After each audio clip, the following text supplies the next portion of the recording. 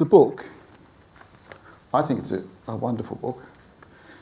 It's a very simple story, really. It's you've got Nina, then you've got her sister Zoe, and then you've got their childhood friend Sean, and Ramsey, who's a bit odd.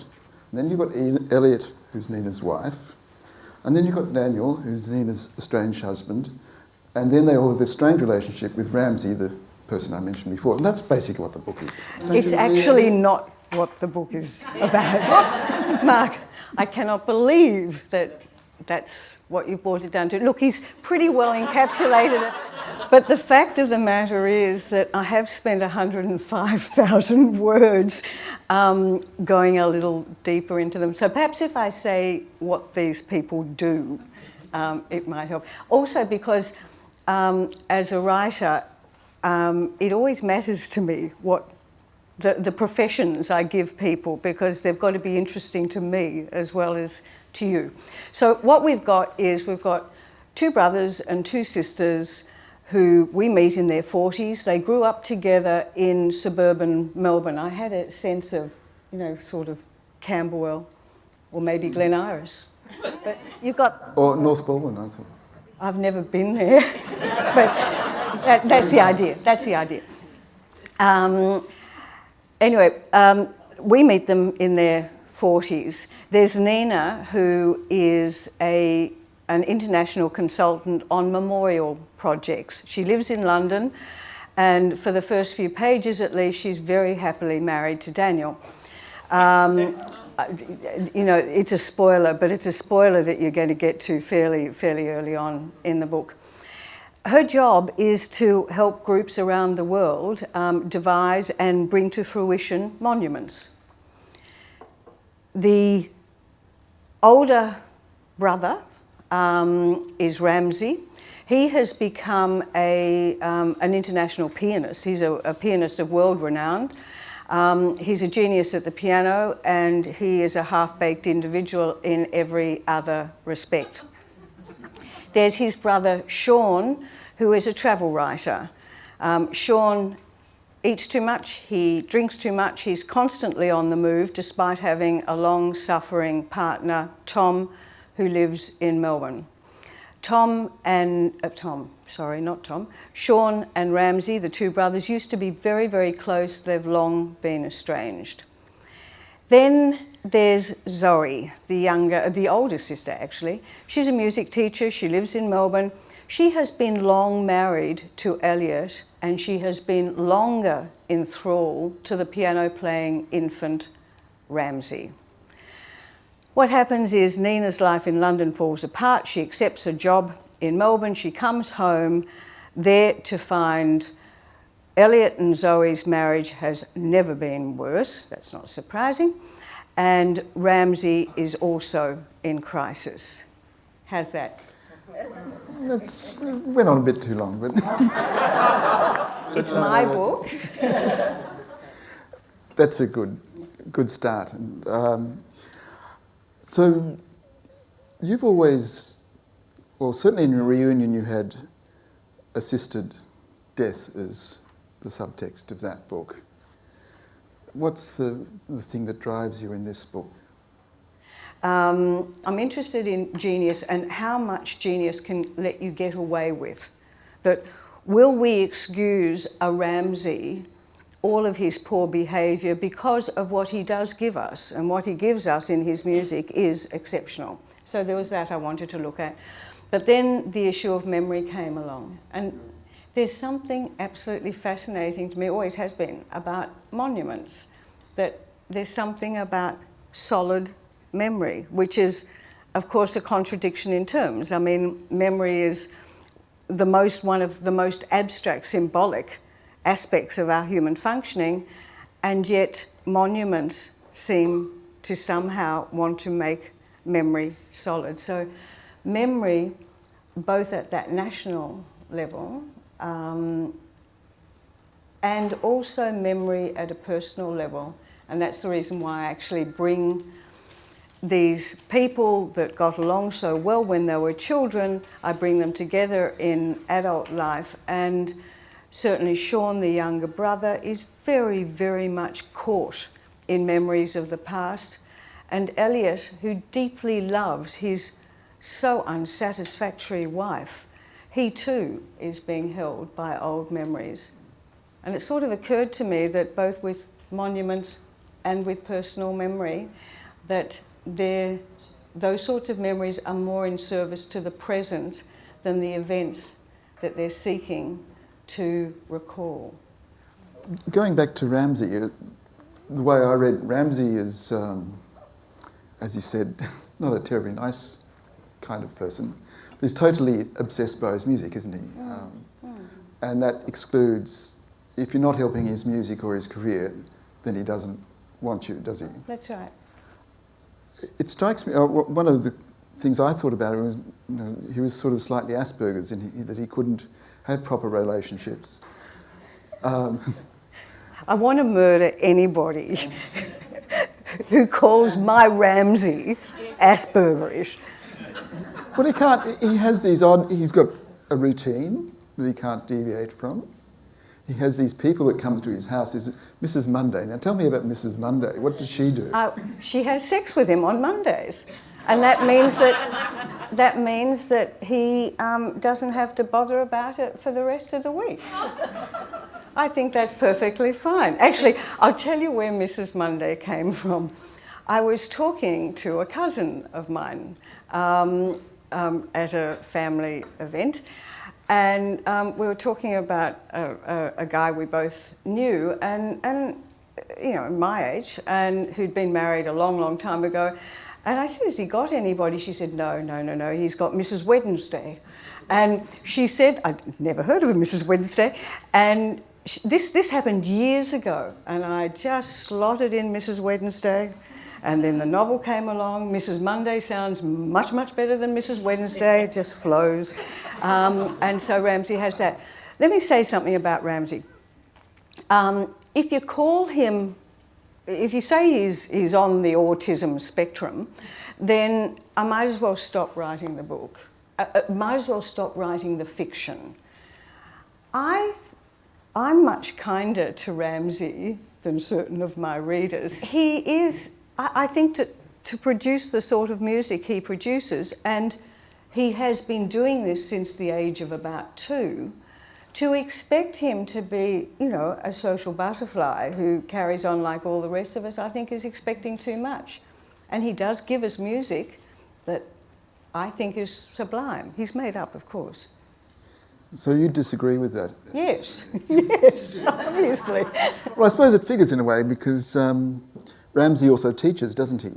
Yeah. And you describe him as being very charming and outgoing and gracious to his students, and so I suppose that doesn't really fit my theory, does it? Well, it does probably a little bit, in that what he's doing is, no, I'll give you that, is that the students share his great love of music.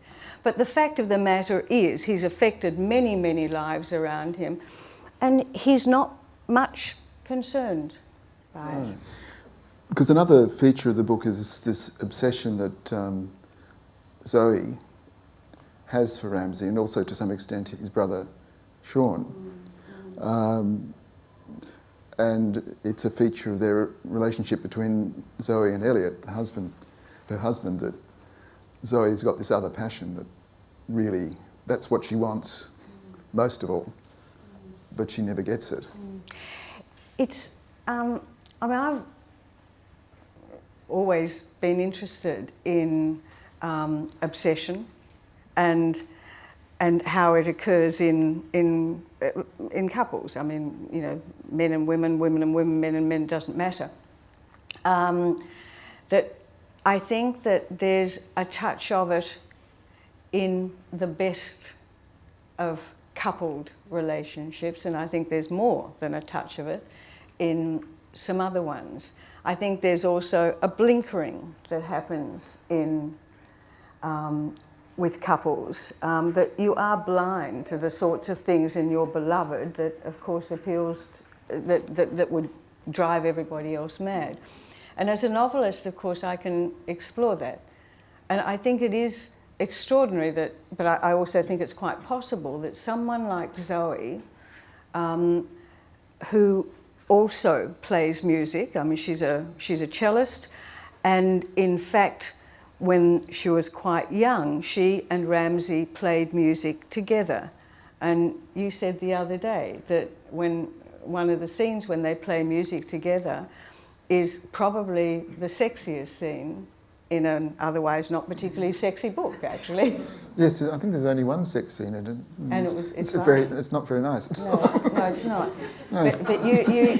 So don't read it for the sex. Yeah, no, don't. It's not meant to be nice, the sex scene, but the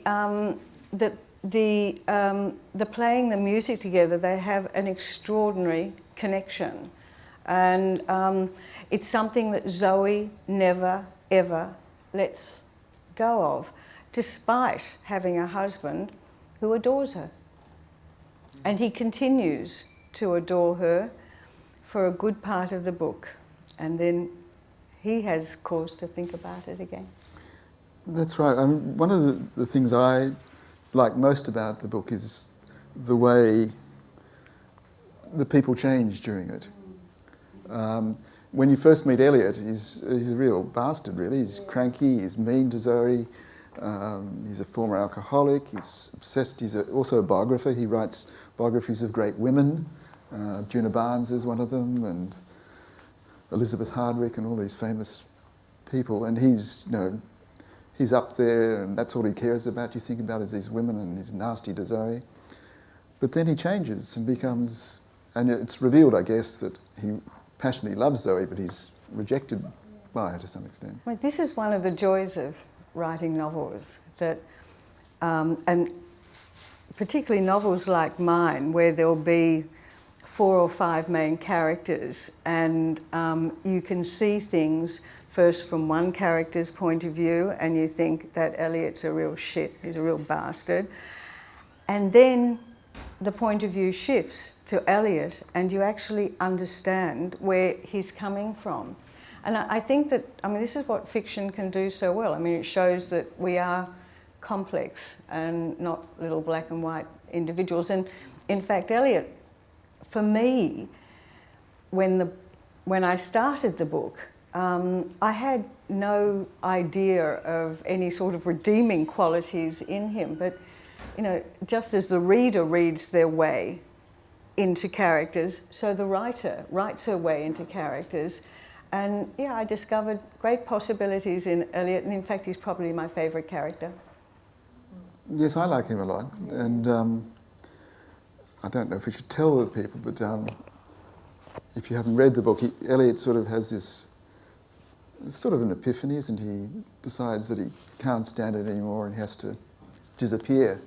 And he goes and stays in a camper van. It's a bit preposterous, isn't it? Let me tell you what writers like me do. My books are not autobiographical. Certainly the ideas I explore are ideas that interest me, but I make up the people and I make up the situation. But the situations, but of course you lend things to your characters. And near the trail where I walk every day, I had noticed on the road that borders the bushland there, quite often there'll be a combi van or a really scrappy sort of van. And there are people, and the van stays there for about 3 days, and every now and then I would actually see somebody emerge from one of these vans, and they were living in the vans. And of course I start making stories up. And when poor old Elliot needs to escape his life, and he does need to escape, he goes and hires a van, and that's where I put him, down the end of the road. He's quite comfortable there. Yes, and then of course, when we were talking about sex, we actually missed out. There is another sort of sex scene, isn't there? Because Elliot meets someone, doesn't he? He does meet somebody. When your characters are changing, I mean, things things have to happen to them, and things will happen around them, yes, like to, wives and children and so on. But also things can directly happen to you. And Eliot, during his, what I call his van life, he meets a woman who, I'm not going to tell you all about it, but it has a profound effect on him, and she has her own contribution to make, I think, towards what the book might want to say about memory. She's a wonderful character, and perhaps we should leave her for you, the reader, to discover. That's good. I like that. So we've got Eliot's a good guy, and Nina, we've forgotten Nina. So Nina, I like Nina a lot. She's sort of solid and dependable, really, and she's got a job that I've never heard of. What is it, a consultant to memorials? Yeah, or? she's an international consultant on memorials, projects. Yeah. And you talked about that before. That was something you wanted to talk about, so you gave Nina this job. So Nina's broken up with Daniel, as you heard, and... Spoiler, page 15. They were living in London, very, very happy too. And so Nina's devastated, so she decides, she sees a job advertised in Australia, which is something that doesn't really interest, she thinks is a bit of a naff job. So she decides to come to Australia, she can see Zoe and get away from Daniel and all that stuff. And so she comes as a memorial consultant for this strange project by the Together in Freedom Coalition. TIFF. TIFF. It's a job that she thinks has absolutely no hope of coming to fruition. It's a group of do-gooders who want to erect some sort of monument to fabulous values: freedom, diversity, peace, those sorts of values that are really hard to put in a lump of stone and a water feature, as she says herself. But she wants to come home, so she accepts the job. When she first meets the TIFF group, she's sort of rather... she sees that they're good people, but she is a little dismissive. But somehow they tap into something very, very deep in her. She still doesn't think that the memorial has any chance of coming to fruition, but they affect her in such a way that I think that without the TIFF group and that particular project of these good people, I mean, they are good people, and in a sense they're radical people, I don't know that she would make the decisions that she makes later in the book that I'm not going to tell you about regarding her estranged husband Daniel. And they were an interesting group to play around with. They really were. I mean, the whole idea of goodness being subversive. And most of the people in this TIFF group are believers. They're religious people, people from different sorts of religions. So it was an interesting project for her to explore and for me to write. I think one of the interesting things too is that in a presentation Nina gives to the TIFF group, she talks about monuments that have influenced her and she's thought important. And when we were talking last week, I think those words that Nina spoke are your words, possibly, but you were telling me about the deportation of the martyrs memorial in Paris and how much that moved you and how much it moves Nina in the book. What I've done is, I've now got a file of about 500 different memorials that I've seen around the world. And there are certain ones that stand out. Some of them I did give to Nina. There were others that I kept for myself, actually, because Nina is a different person, and the sorts of things that are going to attract her are not going to be exactly the same things that attract me. But through Nina, I did have the opportunity to write about some fabulous, fabulous monuments. And Nina discovers through the course of the novel, or she makes, it's a moment of insight when she realises that memory is a subset of imagination. When we recall something, we imagine it. You don't produce it as it was. And it occurs to her that the monuments that are the most powerful to her are the ones that create a certain imaginative space. And this is something I think that monuments actually do. That often the monuments that are the most powerful, they're generally not the most literal, but they allow, as novels allow and as poetry allows, you to bring your own imagination and your own experience to the monument. And in that sense, of course, you see monuments as works of art. I think one of the things, I hope you feel the same way, that you really come to like all the characters in the book. Not Ramsay. Not Ramsay, or Felix. Or? Felix. Felix was yeah. Nina's lover who was her supervisor, and I thought treated her rather badly, but she sort of got rid of him. She did. Yeah.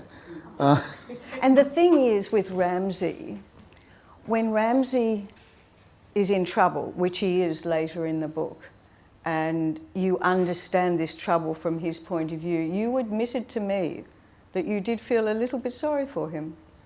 You did admit that. Look, I didn't dislike Ramsay intensely. I think Felix was probably the only one I didn't like much at all. He didn't have much going for him.